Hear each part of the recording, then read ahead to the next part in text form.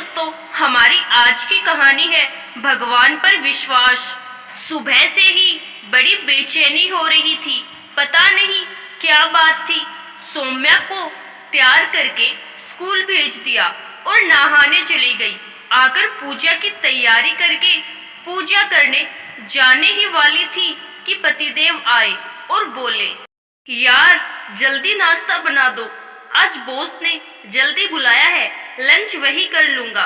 मैंने पूछा, इतनी जल्दी?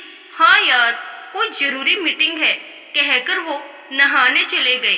पता नहीं क्यों बेचैनी ज्यादा हो रही थी।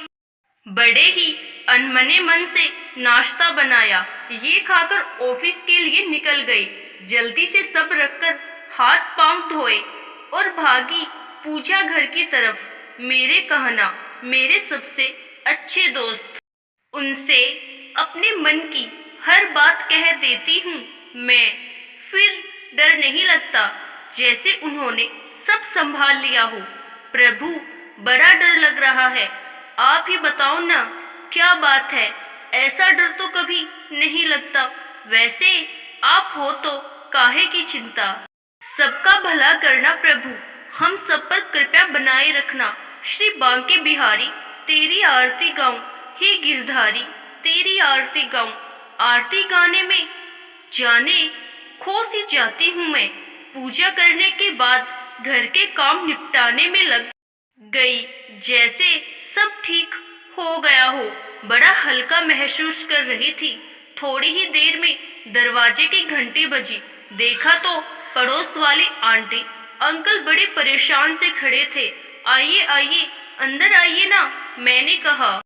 पर उन्होंने कहा, आज रवि यानी मेरे पति मिला था, कह रहा था जरूरी काम है, सुबह 8:30 की ट्रेन पकड़ने वाला था।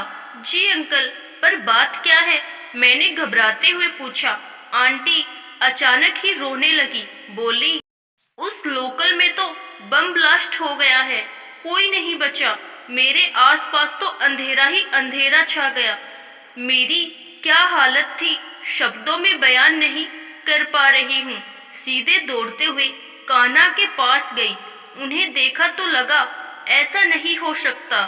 लगा वो मुस्कुरा रहे हैं, मैं भी मुस्कुरा दी। इनकी आवाज कानों में पड़ी तो लगा जैसे अभी अभी प्यार हो गया हो। आप बस जल्दी आ जाइए, इतना ही बोल पाई। ये घर आए तो मैं ऐसे गले लगी जैसे किसी का लिहाज ही न हो। थोड़ी देर में अंकल ने पूछा, हुआ क्या था बेटा, तुम ट्रेन में नहीं गए क्या? नहीं अंकल, बस यही मोड़ पर एक बहुत ही सुंदर लड़का मिल गया, साथ साथ चल रहा था। मैंने पूछा, कहाँ रहते हो? पहले तो कभी नहीं देखा तुमको। कहने लगा, यही तो रहता हूँ। आप कहाँ रहते हो? मैंने बताया कि मैं शिवम बिल्डिंग में रहता हूँ। ऑफिस का भी बताया। उसने बताया कि वो मेरे ऑफिस के पास ही जा रहा है, लेकिन टैक्सी से, और कहने लगा, आप भी क्यों नहीं चलते मेरे साथ? मैंने कहा, नहीं थैंक यू, मैं ट्रेन से जाता हूँ। अब वो जिद करने लगा, बोला, मुझे अच्छा लगेगा अगर आप चलेंगे तो। वैसे भी टैक्सी जा तो रही है ना उस तरफ। मैंने भी सोचा, चलो ठीक है, आज टैक्सी से सही, कम से कम ट्रेन की धक्का मुक्की से तो बचूंगा। और हम लोगों ने एक टैक्सी कर ली।